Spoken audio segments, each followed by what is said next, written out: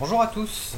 Je voudrais vous faire une petite lecture du traité de Lisbonne et particulièrement sur les questions monétaires avant de vous proposer de rejoindre une révolte monétaire que j'ai initiée et qui commence à faire un petit buzz. Alors je vous propose de commencer par l'article 123 du traité de Lisbonne. Vous voyez, je l'ai ici, je m'en parle. Alors, il est interdit à la Banque Centrale Européenne et aux banques centrales des États membres, si ça prénommé dénommée Banque Centrale Nationale, d'accorder des découverts ou tout autre type de crédit aux institutions, organes ou organismes de l'Union, aux administrations centrales, aux autorités régionales ou locales, aux autres autorités publiques, aux autres organismes ou entreprises publiques et des États membres, l'acquisition directe auprès d'eux par la Banque Centrale Européenne ou les banques centrales nationales des instruments de leur dette est également interdite. Bon, en gros, ça signifie quoi? Ça signifie que ce traité nous interdit, et c'est un traité qui interdit beaucoup de choses. Euh, Avant de ratifier le traité de Maastricht, nous avions le droit de battre monnaie librement. Et qu'est-ce que c'est que la monnaie? C'est de la dette. C'est, pour faire simple, nous payons tous des impôts. Et lorsque la France avait besoin de racheter ses déficits, d'emprunter de l'argent pour divers projets infrastructurels ou simplement parce que les collectivités territoriales avaient besoin d'argent, peu importe, eh bien, on avait potentiellement le droit, c'était un petit peu réglementé, mais on avait le droit de demander à la Banque centrale de créer ex nihilo cette monnaie et elle nous le prêtait donc à des taux très favorables, voire à taux zéro, voire négatif. Et comme nous avons la garantie de payer des impôts ad vitam aeternam, un État n'est pas une entreprise ou un ménage, un État c'est une garantie de faire des recettes fiscales de façon infinie. Donc, comme on paye des impôts, cette création monétaire qui s'est ajoutée dans le pays, il faut un bilan équilibré. Donc les impôts servent à rembourser la création de monnaie, puisque c'est une dette tout ça. Et lorsque les impôts ont fini ont achevé de rembourser la monnaie qui a été créée, eh bien le bilan revient à zéro. Voilà comment ça se passe. Là, l'article 123 du traité sur le fonctionnement de l'Union européenne, c'est l'autre petit nom du traité de Lisbonne, nous interdit très spécifiquement de battre monnaie, c'est-à-dire de pouvoir nous prêter à nous-mêmes la monnaie que l'on va fabriquer et que l'on va rembourser avec nos impôts. Alors il y a un autre article qui est intéressant, c'est l'article 124. Est interdite toute mesure ne reposant pas sur des considérations d'ordre prudentiel qui établit un accès privilégié des institutions, organes ou organismes de l'Union, des administrations centrales, des autorités régionales ou locales, des autres autorités publiques ou d'autres organismes ou entreprises publiques des États membres aux institutions financières. En gros, je pense que ce qu'il faut interpréter par là, c'est que on ne peut pas forcer une banque à nous prêter de l'argent, par exemple. Voilà. Donc, de facto, ça signifie aussi, d'une certaine façon, que les nationalisations bancaires, c'est pas trop apprécié. On ne peut pas imposer aux banques de nous prêter l'argent. Article 125. L'Union ne répond pas des engagements ou administrations centrales, des autorités régionales ou locales, des autres autorités publiques ou d'autres organismes ou entreprises publiques d'un État membre, ni ne les prend à sa charge, sans préjudice des garanties financières mutuelles pour la réalisation en commun d'un projet commun spécifique. Un État membre ne répond pas des engagements des administrations centrales, des autorités régionales ou locales, des autres autorités publiques ou d'autres organismes ou entreprises publiques dans un autre État membre, ni ne les prend à sa charge sans préjudice des garanties financières mutuelles pour la réalisation en commun d'un projet spécifique. En gros, cet article démontre que l'euro n'est absolument pas une monnaie unique ou commune comme certains le prétendent. L'euro, ça ressemble plus à ce que fait le FMI, les DTS. Je ne sais plus ce que signifie exactement l'acronyme, mais en clair, nous avons tous les États membres de l'euro ont chacun conservé leur monnaie nationale. La France, sa monnaie c'est toujours le franc, il y a d'ailleurs toujours la zone franc. En Afrique, le franc CFA. il y a deux zones francs CFA très exactement, mais tout ça c'est géré par la Banque de France en vérité. Le franc existe toujours, le Deutschmark existe toujours, la Drachme existe toujours, la lire existe toujours, la peseta existe toujours, etc., etc. Simplement, ces monnaies ont changé de nom. Et on le voit avec cet article de traité où en gros on n'a pas le droit de mutualiser les emprunts et les aides d'État. C'est-à-dire que l'Union européenne n'est pas un État, c'est une institution. C'est une banale institution comme le FMI, la Banque mondiale, l'OMC, l'ONU. Voilà, c'est une banale institution, rien de plus. Et contrairement à un État, elle ne peut pas redistribuer, par exemple, de l'argent qu'il y a en Allemagne, vu que l'Allemagne fait des excédents, vers des États qui sont beaucoup plus en souffrance et qui ont besoin de plus de monnaie pour pouvoir se développer. Voilà, c'est interdit de mutualiser nos efforts. Alors, continuons. Nous avons l'article 126. Alors, je ne vais pas tous vous les lire parce qu'il y a beaucoup d'alinéas. Je vais juste vous en prendre quelques-uns. Lorsque le Conseil, conformément au paragraphe 6, décide qu'il y a un déficit excessif, il adopte sans délai injustifié, sur recommandation de la Commission, les recommandations qu'il adresse à l'État membre concerné afin que celui-ci mette un terme à cette situation dans un délai donné. Sous réserve des dispositions du paragraphe 8, ces recommandations ne sont pas rendues publiques. Donc déjà, on voit un énorme problème. Le Conseil, rapidement, le Conseil européen, ce sont la totalité des chefs d'État de tous les 28 pays qui sont dans l'Union européenne. La Commission, c'est elle qui va en gros être le gouvernement de l'Union européenne. Hein. Le gouvernement de la France, c'est pas du tout Hollande et ces fanfarons là du gouvernement Valls. Notre véritable gouvernement, il faut que ce soit clair, c'est la Commission européenne. Bien. Si jamais on a un déficit excessif, après tout ça nous concerne. Nous sommes chez nous ne sommes pas en Allemagne, nous ne sommes pas en Grèce, nous sommes un État souverain, nos déficits, ça nous concerne, c'est notre problème. Eh bien non. On a perdu la souveraineté sur le budget, on a perdu la souveraineté sur la monnaie, on a perdu la souveraineté sur le commerce, on a perdu la souveraineté sur l'agriculture et la pêche, enfin on a perdu l'essentiel de notre souveraineté sur tout ce qui est de l'ordre de l'économie, raison pour laquelle ça va très mal, puisque à partir du moment où Hollande n'a pas la main sur l'économie, sur tous les grands outils économiques, il ne peut que subir ce qui se passe. Donc, comme le traité européen fait la chasse au déficit, et les déficits, il y en a toujours, hein, c'est normal, sauf à vouloir déshabiller l'État du maximum de ses prérogatives pour faire alors ce qu'ils appellent le libéralisme, parce que c'est un traité qui est soi-disant libéral, en vérité on pourrait l'appeler de anarcho-capitaliste. Pourquoi? Parce que il est favorable au capitalisme, mais sans régulation. Donc quand il n'y a pas de régulation, c'est l'anarchie. Voilà. Donc ce traité qui est anarcho-capitaliste fait en sorte, quand on le lit dans son intégralité, que les entités privées, les multinationales, la finance, s'accaparent tout ce qui est de l'ordre de l'État, y compris ce qui est de l'ordre du régalien. Donc le régalien, pour rappel, c'est la justice, c'est la police, c'est l'armée, on pourrait dire l'école aussi. Voilà, tout le privé, avec ce traité, tente de s'accaparer l'État.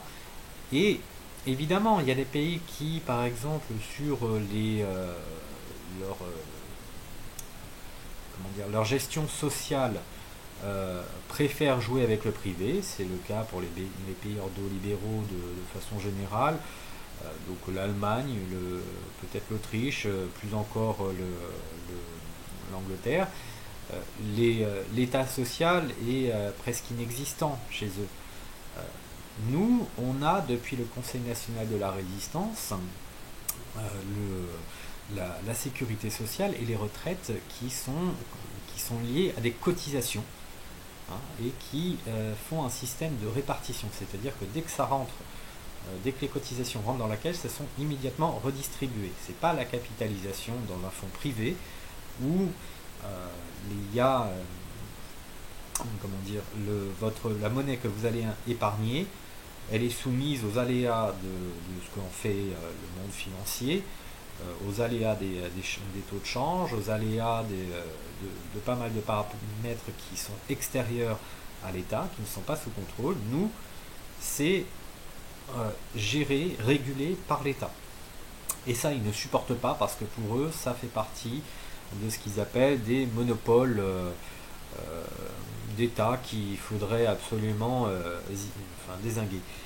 Donc, nous, le fait d'avoir un déficit excessif, c'est notre problème. Si par exemple on veut avoir du déficit pour pouvoir favoriser une année nos caisses de sécu parce qu'elles sont pas bien, ça nous regarde. Donc ça ne veut pas dire évidemment qu'il faut aller faire la course au déficit, mais dès lors que l'on consent à l'impôt, c'est l'article 14 et je crois l'article 15 de la Déclaration des droits de l'homme, c'est quand même la base de toute souveraineté d'un peuple sur son État, c'est qu'il puisse consentir à l'impôt en contrepartie du fait que les outils qu'il va remettre à sa représentation, à son gouvernement, vont lui permettre de dire l'impôt que je verse sert à quelque chose. Et s'il y a des déficits, quelque part, c'est pour mon bien, moi, en tant qu'entité collective, en tant que peuple, qui a quelques déficits, parce que un déficit, ça peut être tout simplement un accident économique quelconque qui le provoque, et il faut bien se dire je préfère avoir un déficit que de ne pas y pallier. Donc le déficit en soi n'est pas mauvais. Et si en plus on peut le rembourser sans intérêt parce qu'on a accès à la banque centrale, c'est pas vraiment gênant. Donc on voit ça, et en plus donc on voit que les recommandations de la commission ne sont pas rendues publiques. Où on est là, où on va. Non seulement on paye des impôts pour se faire retirer nos éléments de souveraineté, mais en plus la question de la transparence au niveau de l'Union européenne, ça va pas du tout. À un moment, on nous impose une institution pour laquelle on avait dit non en 2005, et cette institution, non seulement elle viole notre souveraineté, elle viole nos référendums, mais en plus elle ne veut pas être transparente sur ce qu'elle fait. Ça devrait quand même vous faire réfléchir un petit peu. Dans ce même article, qu'est-ce qu'on pourrait dire? On peut voir dans l'alinéa 11, par exemple, aussi longtemps qu'un État membre ne se conforme pas à une décision prise en vertu du paragraphe 9, le Conseil peut décider d'appliquer ou, le cas échéant, de renforcer une ou plusieurs des mesures suivantes, comme inviter la Banque européenne à revoir sa politique de prêt à l'égard de l'État membre concerné, la Banque européenne d'investissement. Donc actuellement, on n'utilise quasiment pas cette Banque européenne d'investissement. Et imposer des amendes d'un montant approprié. Mais de quoi on se mêle? Pourquoi veulent-ils nous faire payer des amendes? Déjà que ça nous coûte horriblement cher d'être dans l'Union européenne parce que ça représente 7 milliards en net. L'Union européenne ne nous donne rien. C'est une institution, encore une fois. C'est nous qui donnons à peu près 20-21 milliards. L'Union européenne, avec notamment les aides de la PAC en particulier, nous redonne, je crois, à peu près 13 milliards. Donc c'est 7 milliards à fond perdu, voilà, qu'on crame, qui vont à l'Union européenne.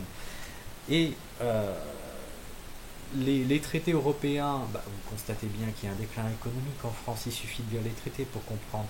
Dès lors que les articles 28 à 32 de ce traité de merde nous imposent du libre-échange, non seulement intra-Union européenne, donc par exemple avec les Polonais, les Tchèques, les Roumains, qui ont des salaires bien plus bas que les nôtres, donc on ne peut pas lutter contre des gens qui ont des salaires vraiment beaucoup plus bas que nous, mais aussi avec tout un tas d'autres pays à travers le monde. Et ce libre-échange déjà nous tue, c'est ce qui cause la désindustrialisation. Dans ce même traité de merde, on a l'article 63 qui est lui sur la liberté des mouvements de capitaux, c'est-à-dire que nous n'avons pas le droit de dire oui ou non à l'entrée et à la sortie des capitaux en France. Et quand je parle de capitaux, je ne parle pas de vos 1000 euros que vous allez prendre pour aller en vacances, je parle de millions.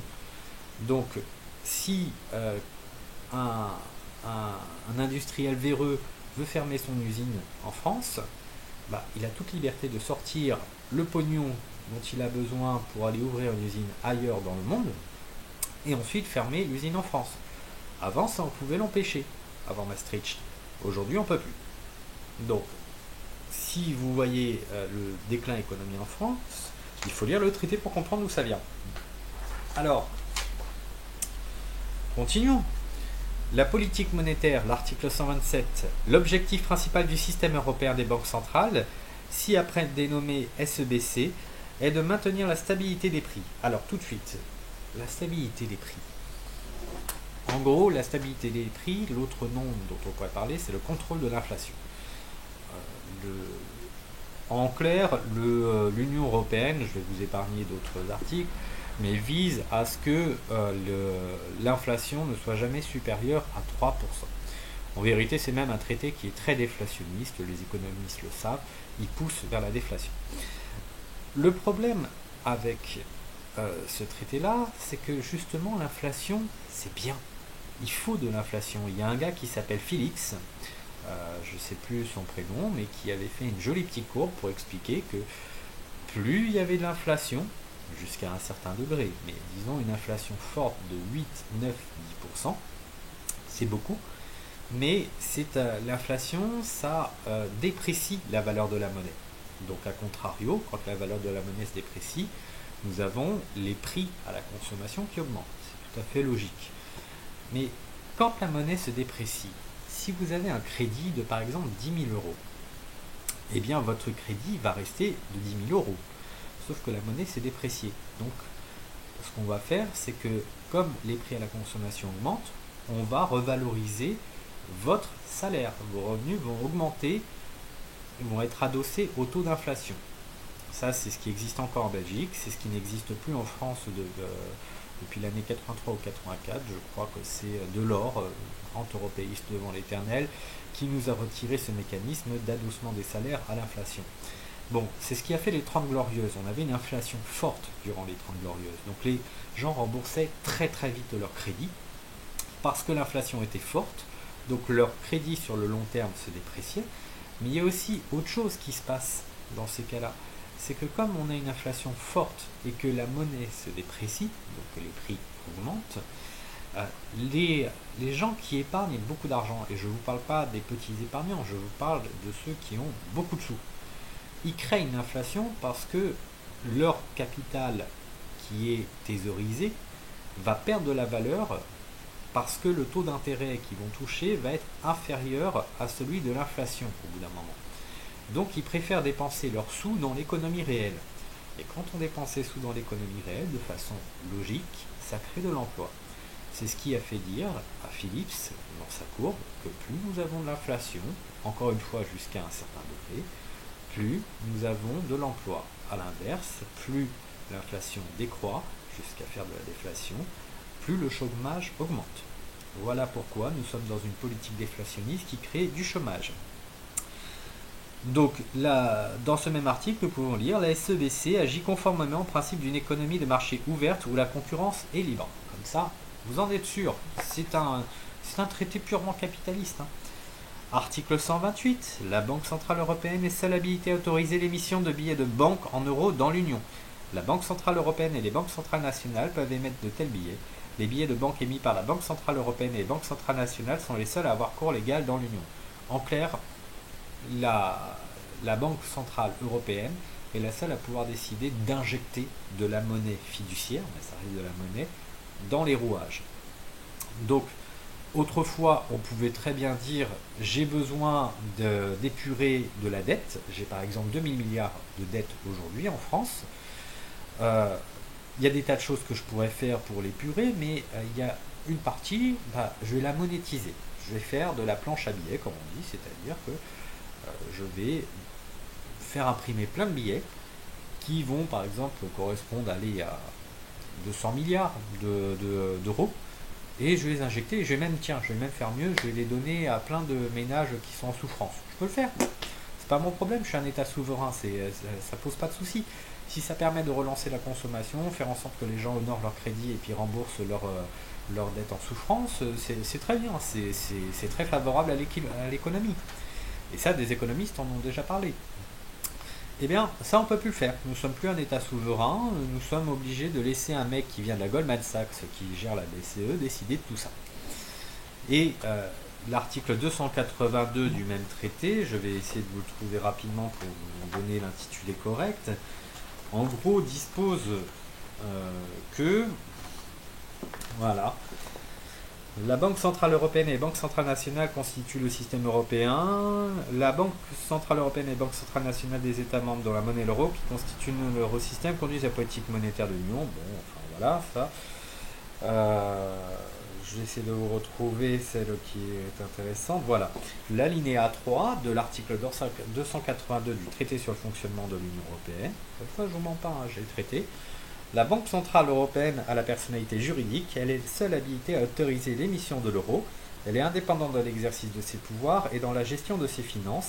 Les institutions, organes ou organismes de l'Union ainsi que les gouvernements des États membres respectent cette indépendance. Non, mais on n'est pas en Allemagne. Les Allemands, eux, considèrent que leur banque centrale doit être indépendante, et encore dans les faits, elle n'est pas vraiment. Nous, par tradition, et ça remonte à Napoléon quasiment, et ça a été encore plus le cas au moment du Conseil national de la résistance, on avait très bien compris que la Banque centrale, elle devait dépendre, bien au contraire du politique. Le politique, lorsqu'il a des projets d'infrastructure à faire, lorsqu'il veut désendetter l'État, il a besoin de pouvoir passer des ordres à la Banque centrale. Ça n'empêche pas qu'on va embaucher, mandater un gouverneur de banque centrale, ce qui serait bien, ce serait même de l'élire, hein, ce serait encore mieux, parce que là, il faudrait que le gouverneur soit, comment dire, ait un mandat légitime par rapport à la souveraineté populaire, par rapport aux besoins du peuple, qui sent que le poids du peuple est derrière lui, qui puisse se dire, si jamais je fais une connerie, le peuple va me virer. Enfin bon, sans aller jusque-là, le fait de dire je vais avoir un contrôle sur la banque centrale, ça n'empêche pas qu'un gouverneur de banque centrale peut très bien dire ce que vous voulez faire, monsieur le ministre, c'est un peu trop. Si je vous écoute et que je fais comme ça va créer un choc économique quelconque. Je vous propose telle alternative pour arriver au même objectif, mais de façon plus douce. Voilà quel est le rôle d'un gouverneur de banque centrale. C'est de pouvoir écouter et appliquer les décisions d'un gouvernement par rapport à un logiciel économique qui est proposé, qui est lié à un mandat qui a été confié par le peuple sur la base d'un programme pour lequel les gens ont voté. Et à partir de ce programme, le gouverneur de la Banque centrale va essayer de faire en sorte d'atteindre ses objectifs en fonction des contraintes et des leviers avec lesquels il peut faire face. Voilà en gros. Bon, alors je ne vais pas continuer plus longtemps. Je voudrais... Alors, vous n'allez pas bien voir, je vais tenter de le démontrer. Ce que vous voyez là sur comme graphique, c'est la hausse des taux d'intérêt. Parce qu'on n'a pas le droit donc d'emprunter à la Banque centrale, donc à qui on peut emprunter, c'est au marché. Le marché, c'est en gros les banques et les sociétés d'assurance, ainsi que les hedge funds, notamment des fonds vautours. La monnaie, l'euro n'est pas une monnaie unique, comme je le disais, donc les taux d'intérêt ne sont pas les mêmes en fonction des pays. Si on était en monnaie unique, les taux d'intérêt seraient strictement les mêmes. Or, ce n'est pas le cas. C'est pour ça que la Grèce a vu ses taux flamber, ainsi que l'Espagne, le Portugal, l'Irlande, Chypre, Malte. Voilà, on voit que ça se passe mal, l'Italie va mal aussi. Et les taux d'intérêt sont plus élevés chez eux que chez nous. Mais nous aussi, on a des taux d'intérêt qui restent relativement élevés, qui sont de l'ordre de, actuellement, je crois, 3%, enfin 2 et quelques pourcents à 10 ans. 2 à 3% à 10 ans. Sauf que quand on ne fait pas de croissance, eh ben, ces taux d'intérêt s'empilent. Parce que si vous avez 0 de croissance mais 3% de taux d'intérêt, il faut être logique. Vous ne gagnez pas plus. C'est comme si vous avez un salaire et votre salaire n'évolue jamais. Il reste toujours le même, quoi qu'il arrive. Pendant des années, il reste le même, mais par contre, vous avez des intérêts à payer sur votre dette. Et vous empruntez à chaque fois pour racheter votre dette. Parce que c'est ce que font les États.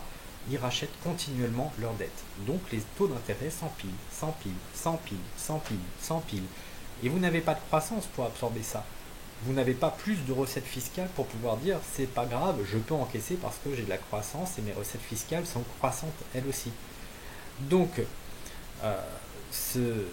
ce qui fait qu'on voit les dettes exploser, les dettes souveraines exploser, et autant vous le dire, hein, que ce soit très clair, la plupart des dettes dans le monde, en particulier aux États-Unis et en Europe, sont irremboursables.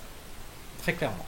Le jour où on reprend le contrôle de notre pays, parce qu'il va bien falloir reprendre le contrôle, d'une façon ou d'une autre, on va le reprendre, il faudra faire ce qu'on appelle un haircut avec une partie des dettes, c'est-à-dire annuler tout ou partiellement une partie de la dette. Il faudra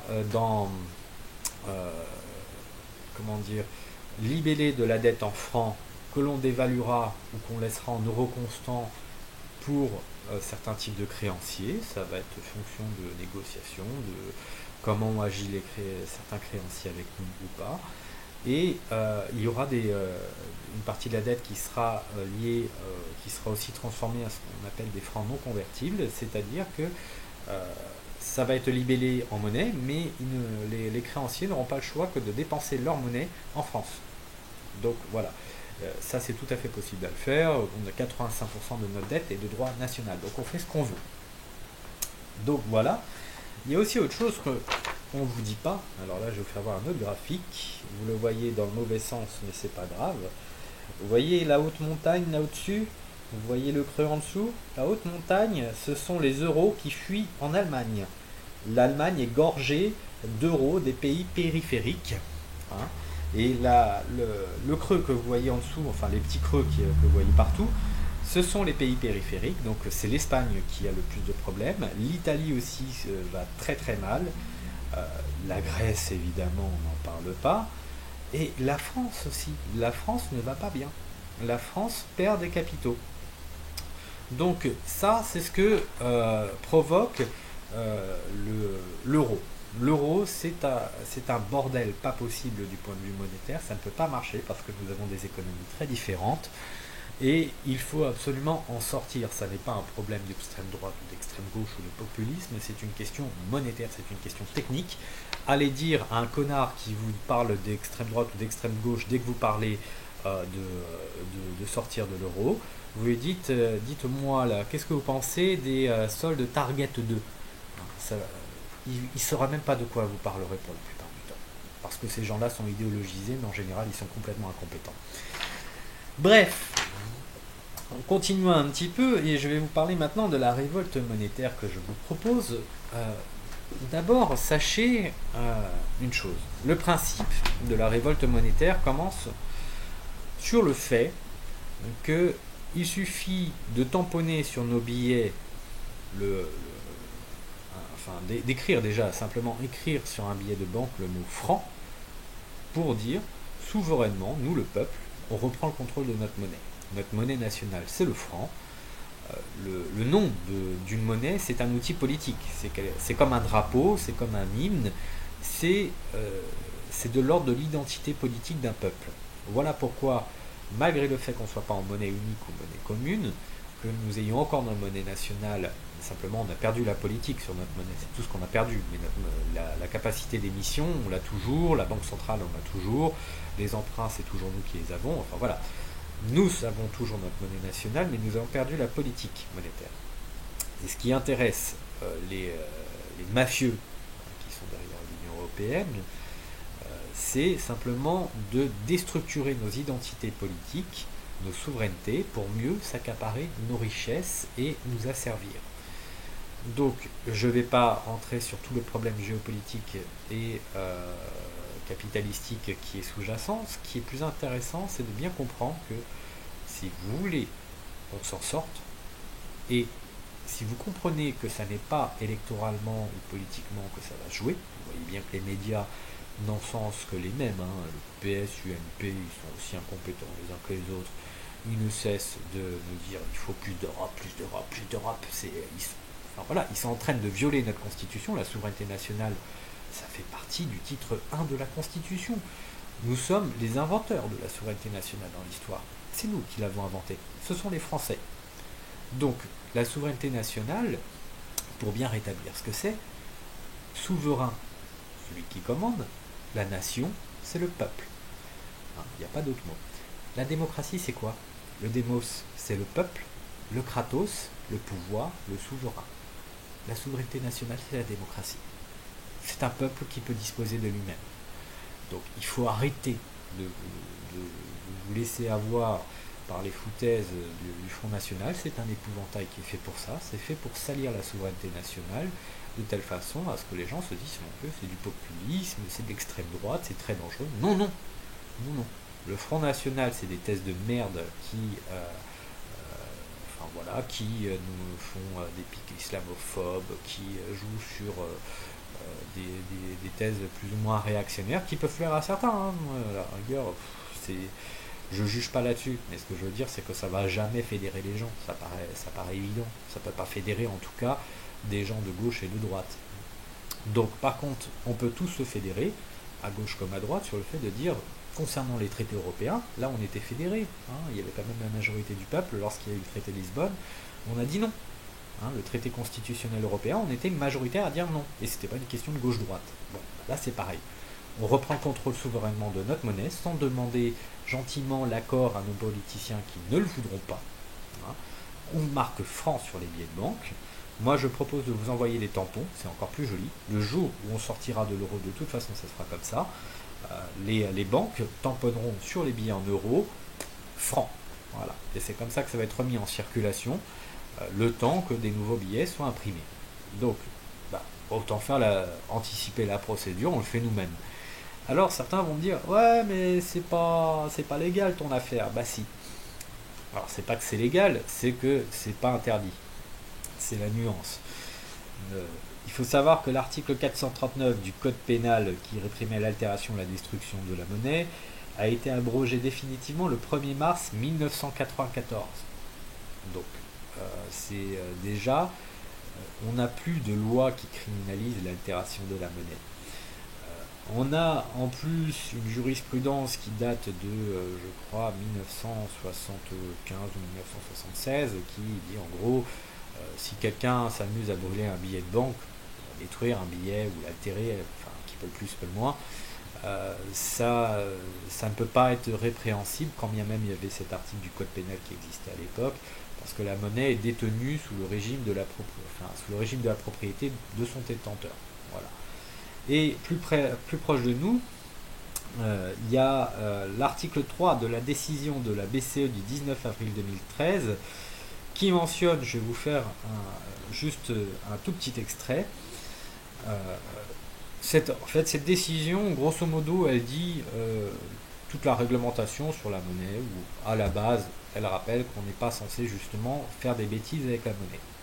Que les banques centrales, quand elles voient un billet trop altéré, par exemple un billet qui est coupé en deux, elles ont le droit de refuser de rembourser ce billet. Voilà, ce sont des choses comme ça. Et il y a toujours dans ce genre d'article de loi les exceptions à la règle. Et je vais vous en donner une.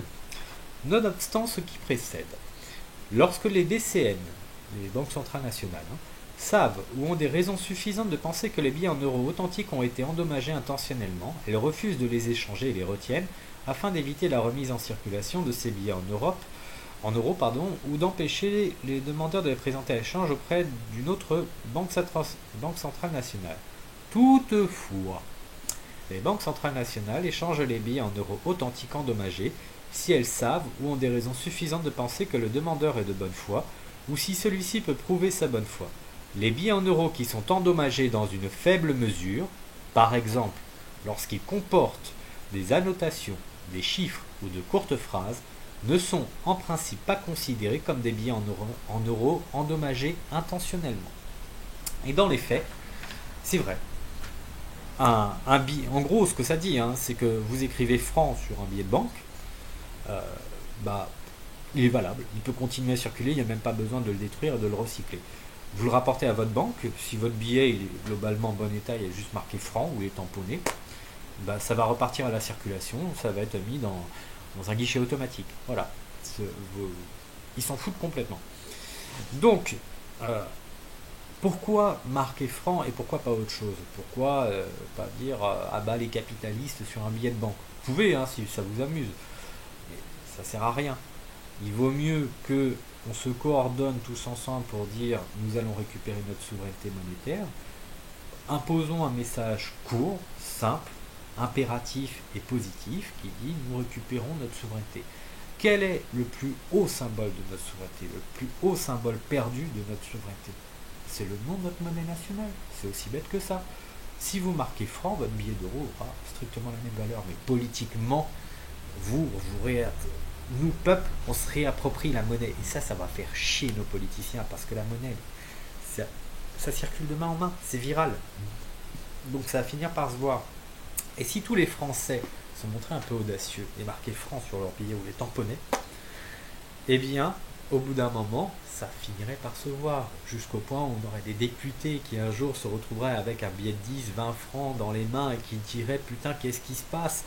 Je comprends pas, je n'arrête pas de dire qu'il faut qu'on fasse plus d'Europe, qu'on nous dépèse de notre souveraineté, et ces cons français, ils sont en train de récupérer leur souveraineté monétaire.